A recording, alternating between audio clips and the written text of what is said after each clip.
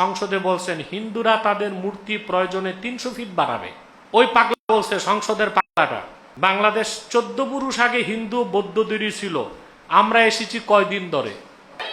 ফজা পাগলা, তুমি নাম তো বলে ফেলছি, সরি। একজন বয়োবৃদ্ধ এমপি সংসদে বলছেন হিন্দুরা তাদের মূর্তি প্রয়োজনে 300 ফিট বাড়াবে, আমাদের মসজিদ 25 তলা বানাবো, তাদের পূজা তারা করবে, আমাদের নামাজ আমরা পড়বো। এখানে আন্দোলন মারামারি কেন করতে হবে? কেন বলতে হবে মালাউনরা দেশ ছেড়ে চলে যাও?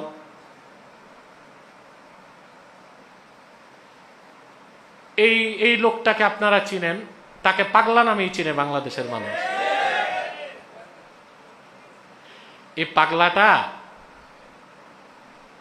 মুসলমান যে হয়েছে আমার মনে হয় বাই চয়েস না, বাই চান্স। এই পাগলাটা, সংসদের পাগলাটা, এটা যে মুসলমান ঘরে হয়েছে, এটা কি বাই চয়েস না বাই চান্স? ও যে মুসলিম এতে তার আনন্দ নাই, ওর বরং দুঃখ ওর দাদা পরদাদা হিন্দু ছিল, ও হিন্দু হইতো। এজন্য সে মুসলিম বাই চয়েস না, বাই চান্স। এই জন্য তার তো মনে পড়ে ওই সব, ওর দাদা পরদাদা সব ছিল সেন, চ্যাটার্জি, ব্যানার্জি। দাদা পরদাদা মুসলমান হওয়াতে সে মুসলমান হয়েছে, তো এটা বাই চান্স না? এই জন্যই সে হিন্দুদের এত প্রীতি করে। বেটা, হিন্দুরা যেখানে মূর্তি বানাচ্ছে রংপুরে, হিন্দুদের টার্গেট হচ্ছে ভারতের চিকেন নেককে প্রশস্ত করবে তারা, এই জন্য রংপুরটা দরকার। সেই জন্য তারা সেখানে মূর্তি বানাচ্ছে। এটা শুধু শিরক নয়, শুধু মুসলিমদের বিরোধী নয়, বাংলাদেশের স্বাধীনতা বিরোধী কার্যক্রম হচ্ছে। আমি তো বলবো সরকারকেও পদক্ষেপ নেন, মূর্তিকে বুলডোজার দিয়ে ভেঙ্গে মাটির সাথে মিশায় দেন বাংলাদেশের স্বাধীনতাকে রক্ষা করার জন্য। এটা স্বাধীনতার প্রশ্ন, এটা ধর্মীয় স্বাধীনতা না। এত বড় মূর্তি বানাবে, ভারত যাক। হিন্দুদের অধিকার রক্ষা করতে যে মুসলমানের অধিকারকে তো খর্ব করা যাবে না। মুসলমান তো মূর্তিকে নাপাক মনে করে, দেখাটাকেও পছন্দ করে, তো 300 ফুট মূর্তি বানাবে কেন?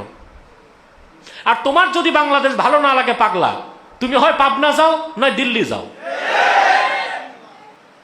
ওই পাগলা বলছে, সংসদের পাগলাটা, বাংলাদেশ 14 পুরুষ আগে হিন্দু বৌদ্ধ দূরী ছিল, আমরা এসেছি কয়দিন ধরে।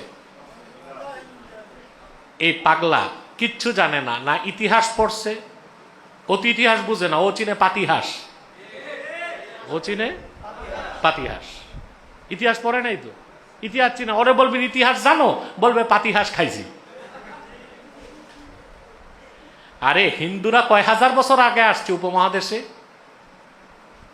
হিন্দুরা আর্য না অনার্য এটা জানে কিনা সে জিজ্ঞেস করেন, কথা বলেন।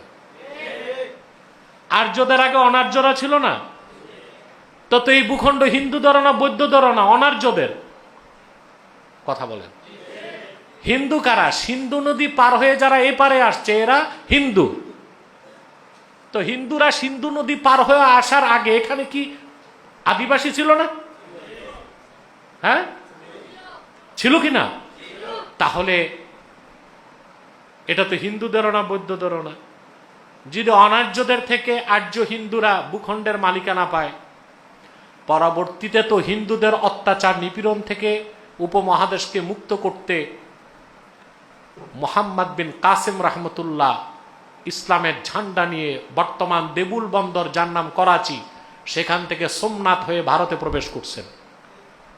হিন্দুদের অত্যাচার থেকে দলিত হিন্দুদের রক্ষা করছেন, মানবতাকে সমুন্নত করেছেন। তারপর শত শত বছর মুসলমান শাসন করেছে, ঠিক কিনা? বাংলাদেশে ইসলাম আসছে বখতিয়ার খলজির মাধ্যমে, তা 1000 বছর প্রায় হয়ে যায়, ঠিক কিনা? অতএব শুধু বাংলাদেশ আর পাকিস্তান না, গোটা সাবকন্টিনেন্ট হিন্দুস্তানের বৈধ মালিকানা মুসলমানের। ফজা পাগলা, তুমি নাম তো বলে ফেলছি, সরি।